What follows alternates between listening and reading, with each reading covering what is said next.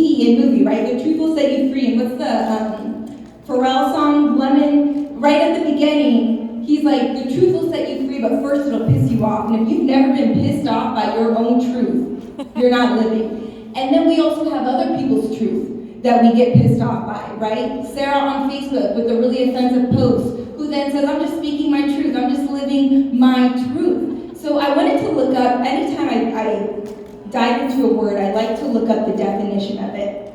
So it says truth is, the definition in everyday language, truth is typically described as things that aim to represent reality or otherwise correspond to it, such as beliefs, propositions, and declarative sentences. So if truth is based on our realities and our beliefs, it would make sense as to why everybody has their own truth. If Sarah on Facebook is like, purple is the best color ever, and Bobby comments like, no, blue is, those are each of their truth. It's true to them. And I think what happens, this internal struggle that happens, is we are hearing so much of everybody's truth. On social media, it is so loud because everybody is trying to yell their truth and make sure that their truth is truer than everybody else's. So if this is happening, how do we know what our own truth is? How do we find our own truth? Because everybody is yelling their truth the loudest. And I think the internal conflict and the war that happens between us is we now start chasing someone else's truth that looks better. We start performing somebody else's truth that looks more appealing, when really, and this is my personal belief, I think identity and truth are intertwined with each other. And if you have not gotten rooted in your true identity, how can you know what your truth is? If I were to ask one of you today, who are you? What would you tell me? Would you tell me that you're a mother, a friend, a sister? Would you tell me about the position you do? You're a student. Would you tell me about your business? Because so often, our identity, we root it in what we do or who we are to someone else. Not even who we are to ourselves, but who we are to somebody else. And so now, we're not rooted in this identity that was ours, where our identity is operating out of default. It's dormant. And so we're accepting any truth in our life. Even if that truth doesn't feel good, it feels off, we know something is off about it, but we're accepting it because it is familiar. We're accepting it because it is comfortable. And this is where we choose to stay. Because it is a choice. I want to make that very clear. I want to emphasize, we choose to stay in this place. And this place looks different to each and every one of us in this room. And I want to share a quote by Plato. I'm going to get philosophical here. It says, the worst of all deceptions is self-deception. And I read that, I'm like, oh, I'm going to read that again. The worst of all deceptions is self-deception. When we are deceived by someone, no matter how bad that may be, there's always the possibility to find the truth. From the moment we suspect that something is wrong, we can start searching for the truth. In self-deception, the deceived and the deceiver are one and the same. Being the deceiver of myself means that I want to deceive me, and I use all means available to make it happen. And it happens because I know all the ways to outsmart me.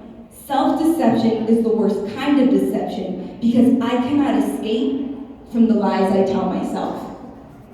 Listen. If you follow any of my work on TikTok or Instagram or podcast or anything, you know I am all about accountability and really just getting in touch with myself. And I say, nobody can negotiate with me like me.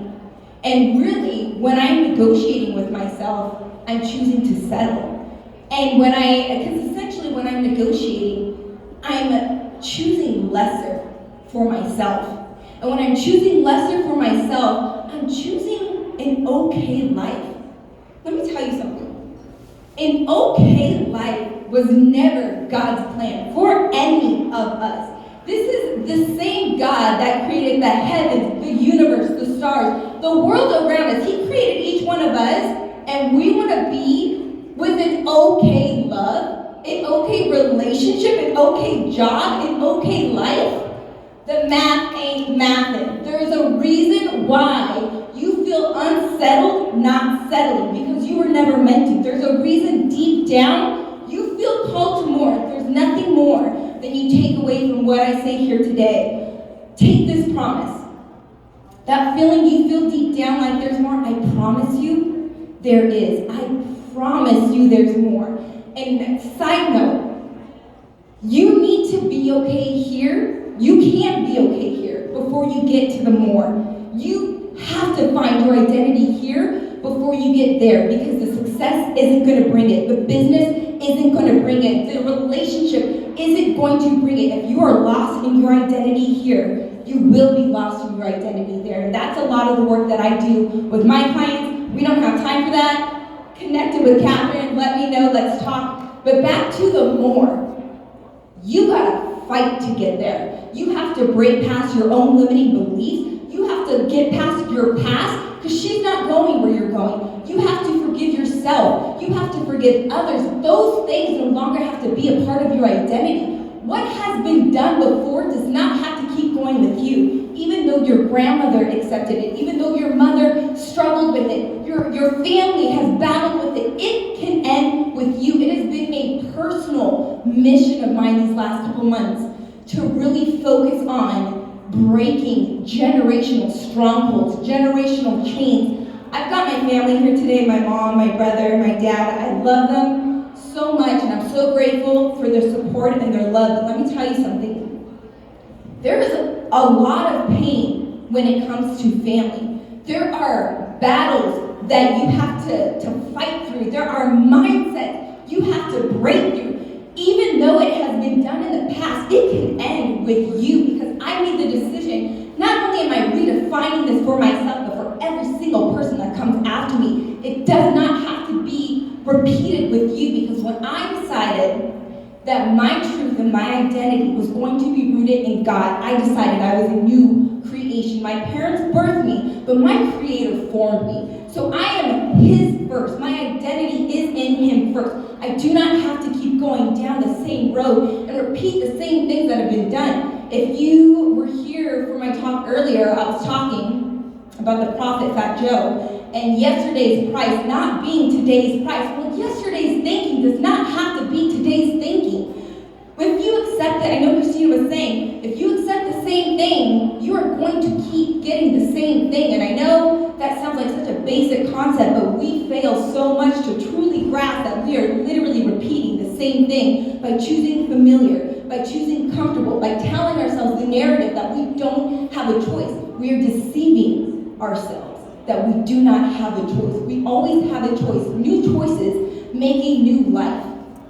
So I was looking up refining yesterday of gold, because my mission statement for my coaching is when we free ourselves, we free everyone around us. And I believe so passionately and purposely in that. That's why freedom, I know T was talking about her word is hope. My word is freedom. And I'm so passionate about each of us breaking free, because it is bigger than us.